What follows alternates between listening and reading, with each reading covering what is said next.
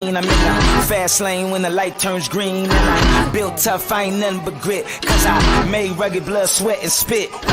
Yeah, like a horse I fly, better push yourself in for a bumpy ride. I like to play hard, but I work harder, and I weather the storm cause I'm built stronger. What is up, ladies and gentlemen? We are back. We are live. It is the Freight Coach Morning Show, the top morning show in transportation, coming to you guys every single weekday, 8:30 a.m. Pacific, 10:30 Central, to break down some industry headlines and, most importantly, provide some actual insight into what you can do with all of this information. If this is your first time tuning in to any of my content, welcome. This is the real side of freight. On my weekday live show here, as well as my twice-a-week long-form podcast, we only speak with transportation professionals, you guys. Rest assured, there's no wannabe thought leaders or anything like that. This is people who are active in the industry and who are providing you guys actual insight that you can apply, utilize, and see a meaningful difference in your business and your life. As that's what it's all about to me. It's about providing the right information and getting all of that stuff out there for you guys to use. It's one of the many reasons why I proudly fly this American flag behind me every single day is A, this is the greatest nation on earth, but B, I'm living my American dream, and I want to help each and every one of you guys live your American dream as well. Got a couple of articles to talk about today. Got some information to talk about today. And we're going to get into that. Before we do get into any of that stuff, as always, you guys are going to give a shout out to my friends over at VHub, vhubapp.com. Whether you're a broker, carrier, or a shipper, we all need access to trailers. And right now, with rising costs across the board for our owner operators and small fleets, you should never have to shut your operation down because you have a trailer in the shop. And the best part about this, you get paid to move these trailers. That is right. You get paid money on top of the revenue that you can get by loading these bad boys out to help offset some of those rising costs out there. So with what they're working on right now, you guys, they got Paragould, Arkansas going to Orting, Washington, $1,550 to move that trailer. They also have Milton, Ontario going to Montreal, Quebec. Up in Canada, they got a reefer up there for $250 Canadian. They got Galt, California going to Hutchins, Texas, $500 to move that dry van on top of anything you can load for revenue-wise on the back of that one. They also have Winnipeg, Manitoba to Vaughan, Ontario. They got a dry van for that, $500 Canadian. And then finally, they got a flatbed out of Macomb, Mississippi, going to Brighton, Colorado, $1,600 to move that. So again, you guys hit them up, vhubapp.com. My friends Xavier Campos and Stacy Steen, they'll be in the audience. Just do me a favor, let them know that the Freight Coach sent you. All right, my man, Sonny Sharma, good morning. Let's have a great day. And yeah, stay dry for you out there, man, out in Cali. Chris Westling, good fucking morning. Thanks for joining. Drew Driscoll, Axel Logistics in the house. What's up? Show up every day and kick ass. Let's get it. Dylan Turnell, good fucking morning as well. And everyone, let's get some. April Maroney, second week of the year and still hustling. Good fucking morning. Let's fucking go. I love that, April. April, I'm feeding off of your energy today. I'm feeding off of your energy. Cody Kohler, what's up? Let's fucking go to you as well, brother. Yeah, it's this weekend, like it's just like fucking flew by out there. I had a honey-do list about a mile long that I had to accomplish and get everything done for the old lady. And yeah, we got it all accomplished though. We got all of that done. And now we are back at it. We're at day 196 of the Freight Coach Challenge. Fuck, we're going to hit episode 200 of the live show this Thursday. Public school math there. Give me a second. This Thursday, maybe we'll have to do something cool. Maybe, yeah. Let me think. We'll do something cool for the 200th episode of the live show. But that's also, you guys, just another subtle reminder that there are some core fundamental issues in this industry that we are going to continue to bring up and work on and fight through when it comes down to, truck parking and accessible facilities for drivers so they can, shower and get some food and stuff out there. So, again, you guys, I'm not doing this for vanity metrics. I'm doing this to change this industry that has been a part of my life, my entire life, and my family's history since the fucking 1930s. So yeah, you guys, again, we're going to be that change. And if you want change in the industry, it's got to start with you. Another subtle reminder about the national average of diesel is $4.58 a gallon. The EIA, where I get all this information, they released their report today. So I'll have that updated tomorrow. We're still up 97 cents year over year. So again, you guys, EIA.gov on that one. Let me see here. Denise, good morning to you as well. Vitaly, that's a good idea. An orange shirt giveaway. Maybe we'll do something like that. We got to think of something cool because there's that. And then, dude, I think I'm coming up on my 250th podcast episode too. Yeah, because I think I got episodes 244 and 245 245 and 246 this week. So shit, we're gonna hit episode 250 for 748, 49. Yeah, by the end of this month. Dude, that's crazy to think. 450 of these bad boys will be by the end of January in total. It fucking's flown by, you guys. Like, I'm coming up on year 3 in business for myself here this April, and it's insane how fast it goes. It really is, because it seems like all of 5 minutes in all reality. And yeah, it's crazy to think that that's coming up. And again, it's just keeping showing up every single day. And it's again, there's a lot of people out there trying to give you advice on how to do it. And frankly, I'm not trying to toot my own horn, but if you've been following me for a while, I mean, shit, if you want to see where it all started, go to my YouTube channel. That's where some of my very first videos that I started posting out there. And it's evolved. It's become more and more efficient in time and everything. So again, it's like, if you want to start, really just start. I know the word consistency is thrown out there a lot, but you can be consistently bad at something. Like, for the longest time, I was consistently choosing to eat shitty foods and everything else. And look where that led me. But anyways, that's beside the point. Again, you guys, it's like, just start with a lot of this stuff, and you'll develop your processes. You'll develop your style and time. And, again, that's why, like, I won't ever pull down any of my older stuff, any of my older podcasts, any of that stuff, because I want people to see the actual evolution of it. It's not a fucking highlight reel, which a lot of people try and live by out there. They only want to show the ups and the downs, or just the ups, excuse me. They want to leave out the downs and everything else. But anyways, you guys, we're gonna get into a random lane analysis here, because that's what we do on solo shows, which there's going to be a couple of them this week. And a lot of it is you guys, as I announced last week, Freight Coach Logistics is fully live and functional, and the workload is fortunately at an all-time high. And I want to have as many people on that I possibly can. But usually when the live show ends, is I'm back out there on the phone and prospecting and building up my book of business with that, because I'm essentially starting from scratch with a lot of that.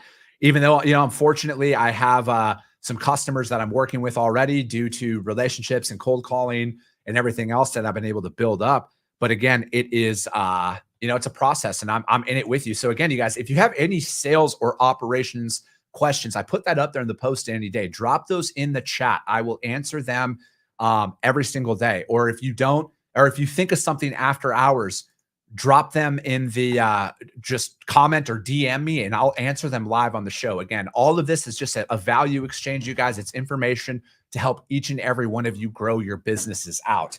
All right, random city to random city. We have Dallas, Texas reefer outbound going to Pittsburgh, Pennsylvania. And here's what we got. I'm going to pull up the 90-day lane history. It was down to $2.51 90 days ago. And then it was up to $2.58 60 days ago, and then spiked over the last 30 days. And you might be like, how did that jump from $2.58 to $3.19 a mile? Everything to do with the holidays. If you pull back a lot of this data over the last 30 plus days, obviously you had Thanksgiving, Christmas, New Year's, and that's going to drive a lot of that pricing and seeing that increase out there. It jumped to $3.61. You can literally see the Christmas holiday in there. And then it is starting to taper. It's trending back down. So again, you'll see that level off period coming up here as RFPs get published and everything gets running for this year. You'll see a change in rates and everything. But again, you guys, based off of the information that I'm seeing, like, reefer pricing is probably going to remain fairly similar to what you're seeing out there right now, especially in the outbound Dallas market, because again, there's a lot of volume out there. There's a lot of capacity, and you're going to see a little bit of a holiday hangover, you guys. Like last week, it was obvious that a lot of people weren't stoked to be back at work, and you're going to see a little bit of that bleed into this week, but you're going to start seeing the normalization. I would guess this week. I don't have a fancy crystal ball or anything like that has a bunch of data, but just based off of the 3 truckloads that I've sarcastically moved in my career, I've moved more than that. I've been doing this for 15 years. But, based off of that, you guys, it's about mid-January at the latest, sometimes about when the holiday hangover kind of dissipates and it subsides out there. But yeah, you guys, that's your daily rate analysis that I got going on. We got some more shout outs. It's on your birthday. Dylan, what are you turning 22? Bro, you look strapping young man, sir. But hey, it's on your birthday, and that's fucking cool, man. Who knows? Maybe I'll just have Dylan come on the show for his birthday. Tracy O. St. Clair, good morning. Happy Monday. Let's roll. Louie, what's up, brother? Did you get connected with Cody? Because I think Cody, you were saying that you were looking for some outbound Salt Lake City freight, and Cody Kohler, who's in the comments right now, you guys were going to connect with each other. So hopefully you guys got connected. JD Redmond, what's up, baby? Look at that sexy man. Seasonality is king in the trucking and logistics. Amen to that, brother. All right, you guys. First article we are going to break down is from my friends over at the JOC. This is written by my man Bill Cassidy, who's been on the show. And it was, let me see, demand for last mile services fuels U.S. transportation hiring. This article came out last Friday. Employment in last mile delivery business skyrocketed in December, contributing to an overall increase in U.S. transportation sector hiring, but still falling short of economists' expectations. The BLS, which is the Bureau of Labor Statistics, expected new courier and messenger hiring to hit 173,000 jobs last month, but only registered 168,000 in its release of December employment data on Friday. That led to a seasonally adjusted loss of 4,400 jobs in the courier sector, compared with a 13.6% increase in real jobs. That's almost 14% seasonal surge, was the second largest November to December increase for courier and messenger firms tracked by the BLS in the last 10 years, but lower than last year's gain of 174,000. Obviously U.S. trade in food sales rose to 8.1 billion from October to November, but we're up 16.4 billion in the same period in 2021. And 2022 sales failed to meet expectations, turning actual gains into seasonally adjusted declines that were out there. Again, I think that seasonal hiring is what you're going to see, especially on the courier side. Your UPSs, FedExes, Amazons, everything else is we're going to find that local courier hiring spree. So I wouldn't be surprised if some of that stuff started to falter in January and February. But I also, I think a lot of transportation is very much aligned with that, as like hot shots and just in time style deliveries and expectations of stuff is out there for the way that things are transferring in the area and transitioning is that final mile, like just in time, get us the shit. I ordered it a minute ago. I want it in my house in 5 minutes. So I think that there's going to be, that's like, and again, because we broke down an article on this last week that like one of the greatest opportunities, even in brokerage, is going to be that small couple things and like the hot shots and the sprinter vans and everything else. We broke that down. So that's something to look into if you're out there building up your book of business. Trucking payroll cuts reported a 2,100 job month-to-month gain in trucking employment in December, but its unadjusted payroll count fell 0.5%. That indicates that it expected trucking to lose 10,000 jobs, but was surprised by an 8,000 job loss. That's good news for trucking, which typically sheds jobs in December after hitting its delivery peak in November. This is again, it's a telling sign of where things are. But again, I think that as you're paying attention to the positives in this headline, like if you're getting into this industry and maybe you don't want to buy a truck, but you want to start your own business, last mile, I think last mile is going to be the hot ticket for a long time, because as our consumer expectations stay the same about we need it within 2 hours and everything else, I think that hub and spoke regional focus for the OTR, I think that's where things are going to develop. I don't know when, but I feel like the days of a high volume of long haul trucking are going to see it's past. That's going to be there. It's just not going to be at the same volume, because the hub and spoke model, where they're just going to have a major city to regionals. You got the Dallas, Texases of the world, and they're going to have stuff that can go up to Oklahoma City, Kansas City, Little Rock, Arkansas, and stuff like that. And there's going to be a couple 100-mile radius that's out there. And then again, from there, it's going to go out into the little towns around that. So, again, I think that's something to look at and see, especially if you're in brokerage and building up your book of business. I'm all about the niche. There's no surprise in that. But that article, you guys in particular, was Demand for Last Mile Services Fuels U.S. Transportation Hiring, written by my friends over at the JOC. Let me see here. Dylan says 27, actually feeling 50. Well, you don't look anywhere near it, Dylan. Keep it up, buddy. Did you just put it? I love it. Double D. Drew Driscoll's birthday is 116. Drew, it looks like you need to send me a DM, bro, and with your email address, and we'll have you come on the live show that day on the 16th. As long as I don't have anybody already pre-scheduled for that day, I schedule out in advance. But if it's not, then Drew, you are definitely coming on the live show that day. Vitaly says it can pay well too, depending on the value and the amount of white glove services involved in the last mile service. Yeah, absolutely. Let me see here. Next article we are going to break down is also from the JOC. And this is proposed federal rule threatens independent contractor model in trucking, says opponents.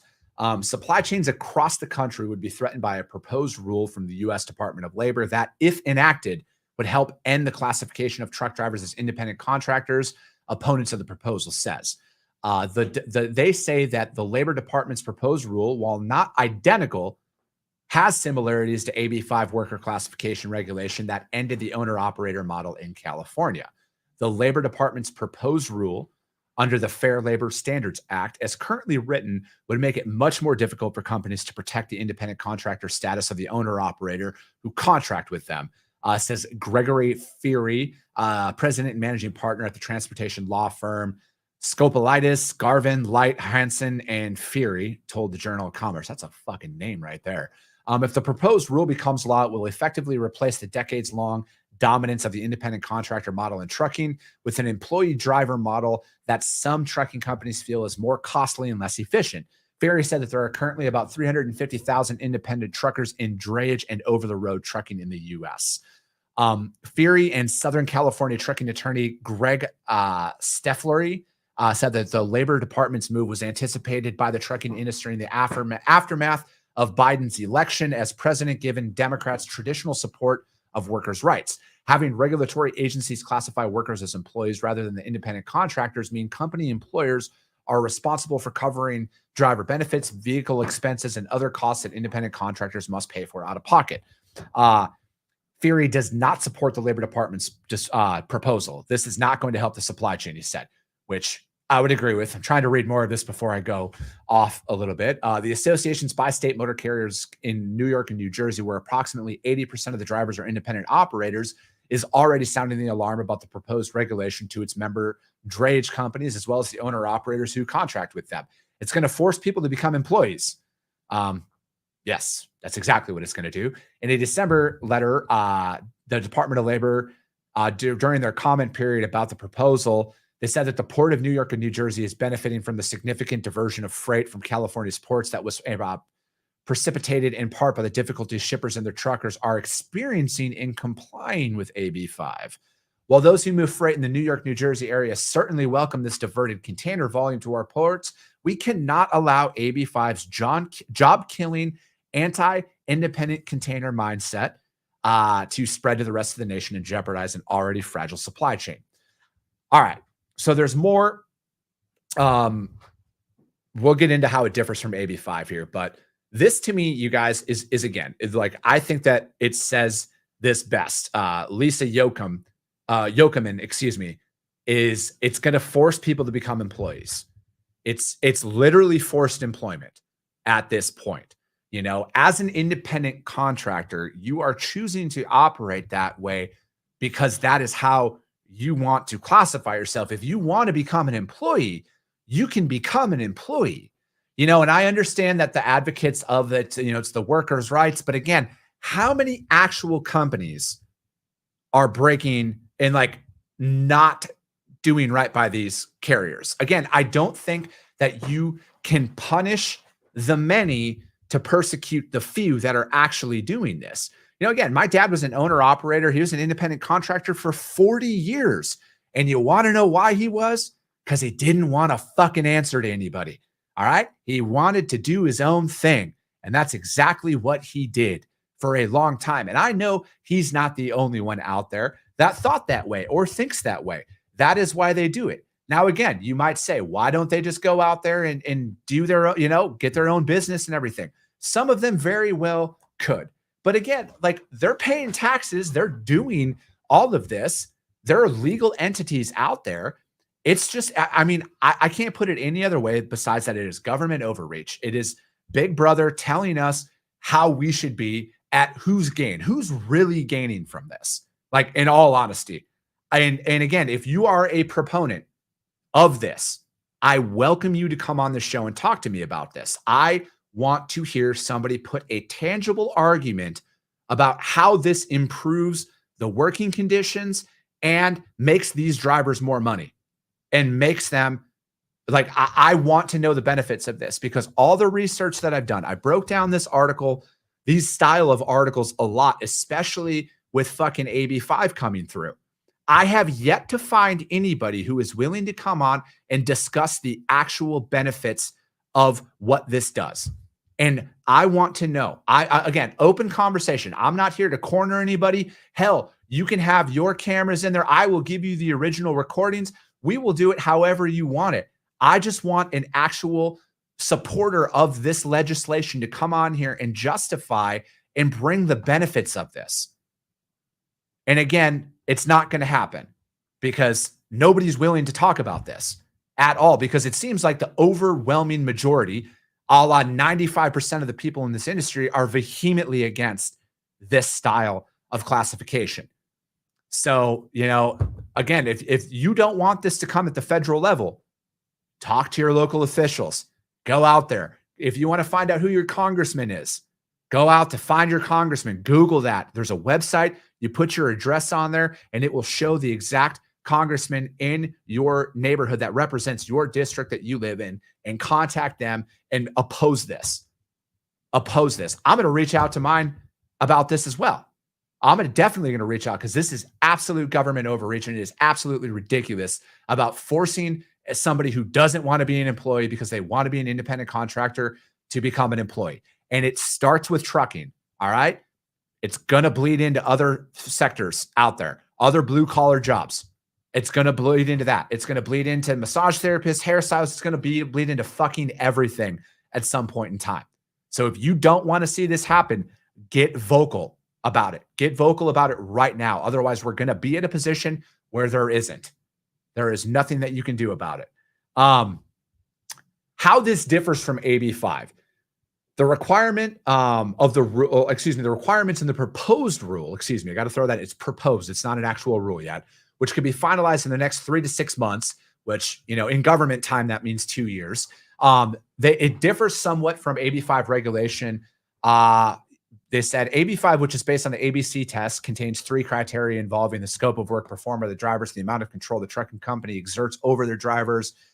Said all 3 elements in the ABC test must be proven to demonstrate the worker's status. The rule proposed in the 184-page document contains 5 criteria to be met to demonstrate independent contractor status. Those criteria involve company control over the driver, the investment made by the worker and the tool of the trade, which is the truck, whether technology such as safety or tracking technology allow the company to exert control over the worker, the extent of managerial decision-making afforded to the independent driver, and whether the driver engages in exclusivity if they contract with the same company for years. The proposed rule would not require that all 5 criteria be met, but rather the majority of the 5 lean in that direction.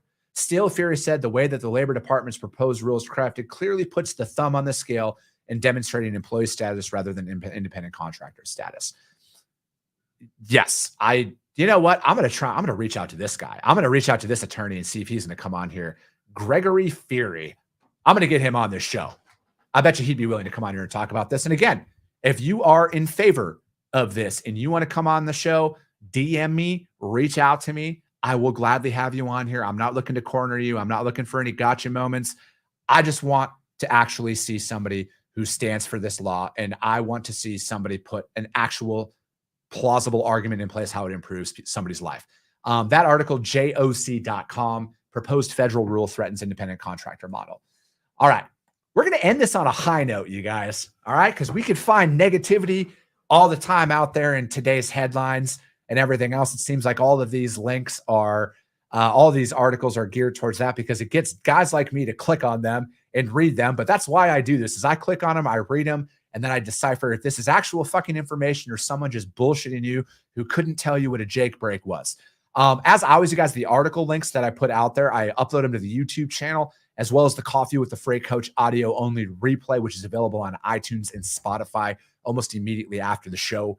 And if you guys see value in what I talk about, as always, if you could do your boy a solid, subscribe, share, and rank that show, that would be very, very, very much appreciated, you guys, because that's how this has grown. That's how we are the top podcast in this industry, is because of each and every one of you who come back all the time and support this and share this out there. Because if you guys see value in this, your network's going to see value in this as well. Yes, Caroline, we are going to get to something positive here. Last article is from Fleet Owner, 5 good things, New Year's 2023. This is talking about the beginning of the year is the time for reflection and planning, but for the trucking industry, the work is nonstop to keep the country running. So it is also the St. Christopher's Coffee Fund has added Big Rig Coffee Company. Oh, I'm going to try and reach out. That'd be cool. Big Rig as its new sponsor. The veteran-owned and operated coffee on order company will donate $1 to every sale or of every sale to the St. Christopher's Fund to help support truck drivers in need of assistance because of injury or illness has taken them on the road within this last year. Big Rig Coffee Company's desire is to give back from day one, and we are honored to be the chosen charity, says Shannon Currier, who's the director of philanthropy at SCF.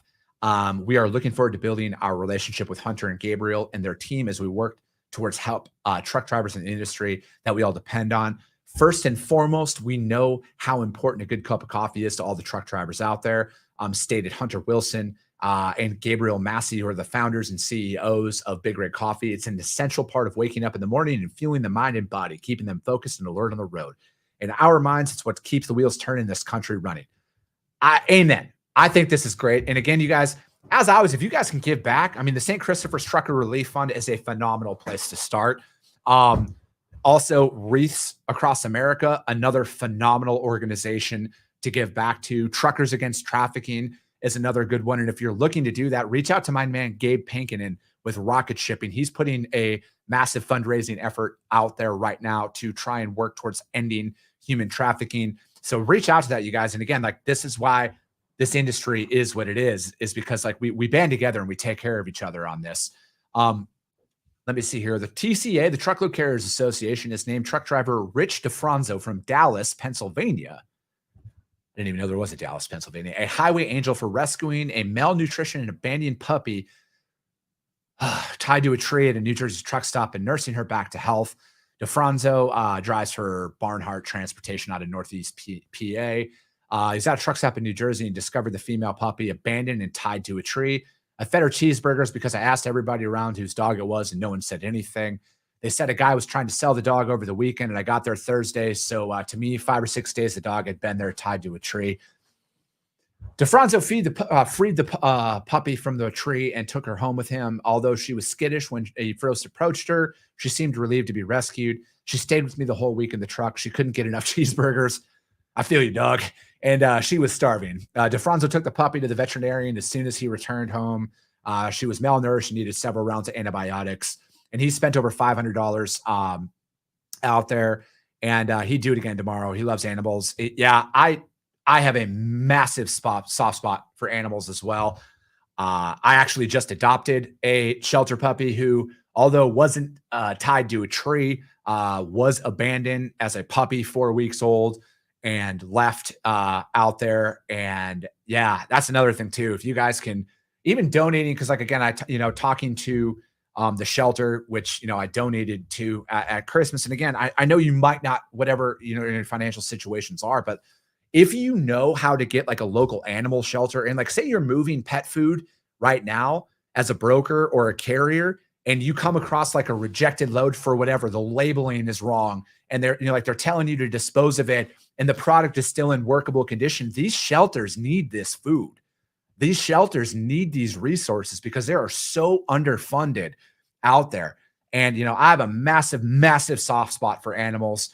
And whatever we can do as the industry. So think about that the next time, if you're moving a truckload of any kind of pet food at all, and it gets rejected for whatever reason, because of the labeling or a couple of boxes tipped over or whatever that looks like, and they want to dispose of it, get their clearance on this, but see if there's an animal shelter you can donate this to.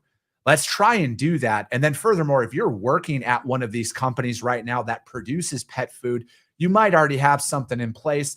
But if you don't, look into some local animal shelters and see if there's any product that for whatever reason doesn't go. The shelf life might not be there, but it's still in workable condition and the animals can still consume it.